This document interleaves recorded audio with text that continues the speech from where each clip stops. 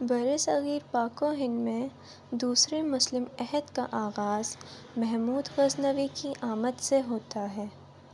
سن 1026 میں سبکتگین کے بیٹے محمود غزنوی نے ہماری حکومت کو ختم کرکے غزنوی خاندان کی حکومت کی بنیاد رکھی۔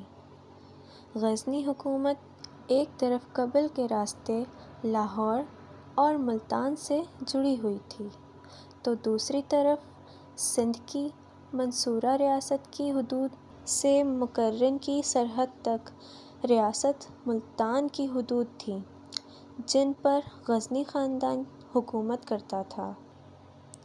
سلطان محمود غزنوی کی وفات کے بعد اس کے والی عہد میر سعود نے لاہور میں نیا گورنر مقرر کیا۔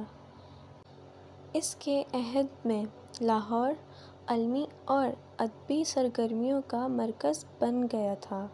پشاور، پنجاب اور ملتان پر سن 1026 سے 1175 تک 1175 سے 1179 تک غزنوی خاندان نے حکومت کی۔ میاں سلطان محمد غوری نے غزنوی کے آخری حکمران کو شکست دے کر ملتان اور اچ پر قبضہ کر لیا اور اپنی سلطنت مزید وسیع کرنی سن 1178 شروع کر دی میں گجرات بھی اس کے قبضے سن 1169 میں آ گیا میں پشاور اور سن 1182 میں سندھ اور دبیل کو بھی سلطان محمد غوری نے اپنی سلطنت میں شامل کر لیا۔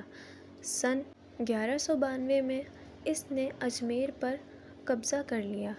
سلطان نے اپنے غلاموں کی تعلیم اور تربیت پر خصوصی توجہ دی تھی جس کی بنا پر ایک نئے حکمرانوں کے سلسلے کی بنیاد پڑی جسے خاندان غلامہ کا نام دیا جاتا ہے اور جس کا بانی قطب الدین ایبک تھا۔